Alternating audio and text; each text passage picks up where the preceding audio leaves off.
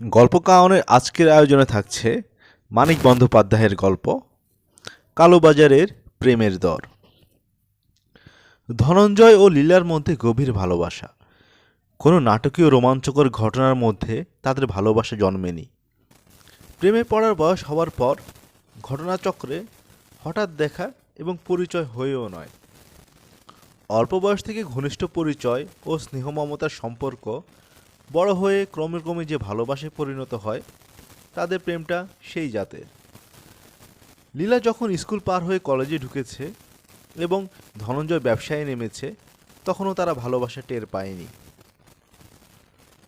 মাঝখানে ধনঞ্জয় ব্যবসা উপলক্ষে বছর তিনেক বাইরে ছিল।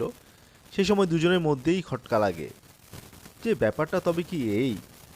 ধনঞ্জয় ফিরে আসা মাত্র সব জল্পনা কল্পনার অবসান হয়ে যায় প্রথম দর্শনের দিনেই। তা হৃদয় ঘটিত ব্যাপারে এত আশ্চর্য হবার কিছুই নেই, বিশেষত এরকম পাকাপোক্ত বুনিয়াদের উপর অনেককাল ধরে যে ভালোবাসা গড়ে ওঠা, সেটা বিরাট দালানের মতোই। গাঁথনি শেষ হবার আগে কে সেটাকে ইমারত বলে মনে করে।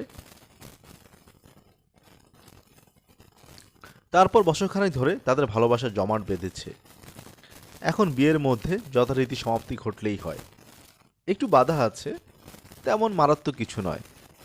ব্যবসা ধনঞ্জয় মন্দ করছে না, কিন্তু এখনও ততটা ভালো করতে পারেনি লীলার বাবা পশুপতির যেটুকু দাবি। এমন একটা কিছু এখনও ধনঞ্জয় করতে পারেনি যাতে ব্যবসায়ী যাতে বড় বা মাঝারি রাঘববোয়ালদের সঙ্গে তুলনায় যতই ছোট হোক, অন্তত বড় ব্যবসায় যাতে উঠতে পেরেছে বলে তাকে গণ্য করা যায়। কথাটা স্পষ্ট করার জন্য ধনঞ্জয় বলেছেন, যেমন ধরুন $1,00,000, কিন্তু সেটা কিভাবে দেখতে চান?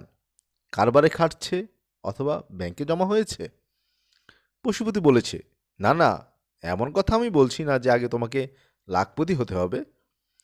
$1,00,000 কারবারি কি দেউলিয়া হয় না? সে হলো আলাদা কথা।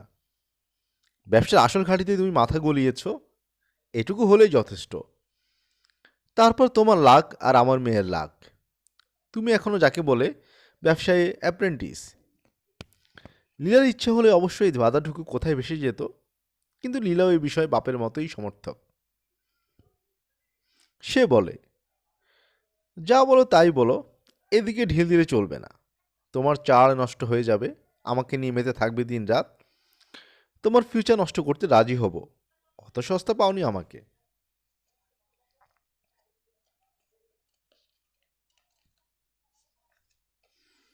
ধনঞ্জয়ের ভবিষ্যৎ অবশ্য লীলারও ভবিষ্যৎ, কিন্তু ভালোবাসা মানেও তো তাই। কাজেই এটা লীলা স্বার্থপরতা মনে করা ছেলে মানুষই ছাড়া কিছু নয়। ধনঞ্জয় তা মনেও করে না। খুব বেশি দুর্ভাবনার কারণও তার নেই। অপূর্ব যে কালোবাজার সৃষ্টি হয়েছে, অপূর্ব যে স্বাধীনতা পাওয়া গেছে ব্যবসা করে মুনাফা লুটবার, তাতে একবার একটা লাক্সই সুযোগ পাকড়াতে পারলে আর দেখতে হবে না। রাতারাতি ব্যবসা জগতে নিজেকে এমন স্তরে তুলে নিতে পারবে সে, যে লীলা বা তার বাবার কিছু বলা থাকবে না। লীলা মাঝে মাঝে বলে, কি করছো তুমি? একদিনও কিছু করতে পারলে না, টুকটাক চালিয়ে যাচ্ছ। এদিকে কত বাজে লোক উতরে গেল। লোকেশবাবুর হতভাগা ছেলেটা পর্যন্ত একটা পারমিট বাগিয়ে কি রেটে কামাচ্ছে। ধনঞ্জয় বলে, তোমরা শুধু ব্ল্যাক মার্কেটটা দেখছো, আর এটা বাগিয়ে ওটা বাগিয়ে কত সহজে কি বড়লোক হচ্ছে সেটা দেখছো। ওই বাগানের জন্য কি ভয়ানক কম্পিটিশন, কত কাঠখড় পোড়াতে হয়, সেটা তো দেখছো না। লীলা তাকে সান্ত্বনা দিয়ে হেসে বলে, তুমি পারবে। বাবা বলেন, মালটা তুমি খাঁটি। ধনঞ্জয় হেসে বলে, আর তুমি কি বলো, ভেজাল? ভেজাল? আমার কাছে ভেজাল চলে? খাঁটি না হলে তোমায় আমি হাত ধরতে দিতাম? ইতিমধ্যে ধনঞ্জয়ের আশা লোলুপতার বৃন্তে ফুল ধরবার সম্ভাবনা দেখা যায়। একদিকে যেমন বেড়ে যায় তার কর্মব্যস্ততা, আর কমে যায় লীলার সঙ্গে দেখা করা গল্প করার সময়।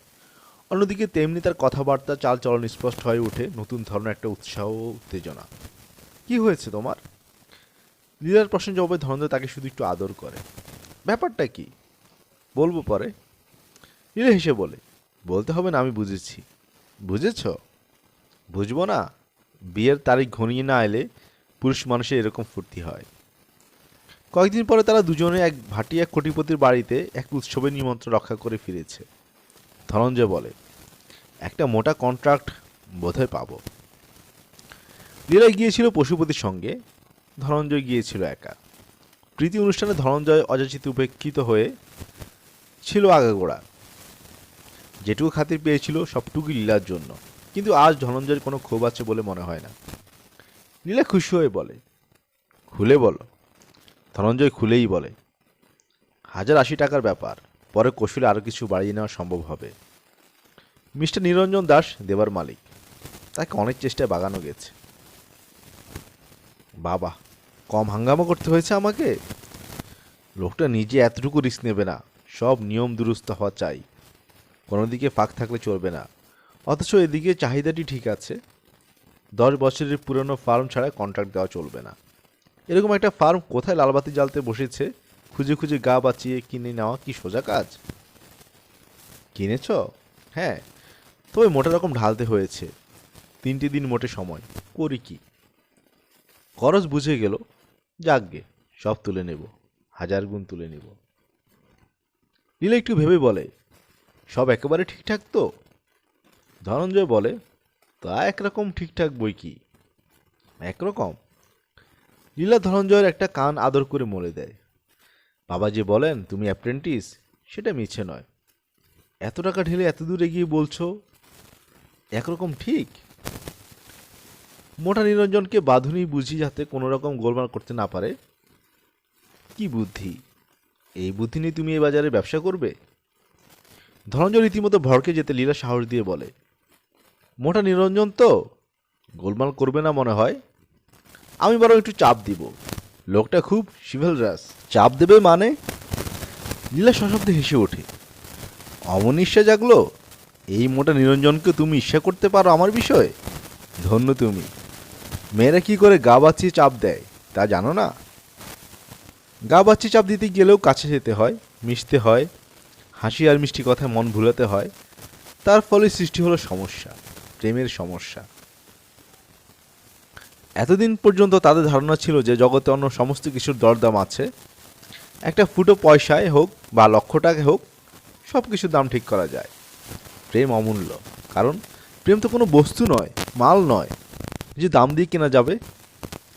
নিরঞ্জন স্বয়ং ক্রেতা হয়ে দাঁড়িয়ে থাকে, তাদের ধারণা ভেঙে চুরমার করে দিয়েছে। নিরঞ্জন লীলাকে বিয়ে করতে চায়। কোনো রকম সস্তা বা কুৎসিত মতলব তার নেই। সে শুদ্ধ পবিত্র শাস্ত্রীয় অথবা ততোধিক শুদ্ধ আইনসঙ্গতভাবে লীলাকে গরীয়সী মহীয়সী স্ত্রী হিসেবে পেতে চায়। এর মধ্যে কালোবাজারি কোনো চাল নেই।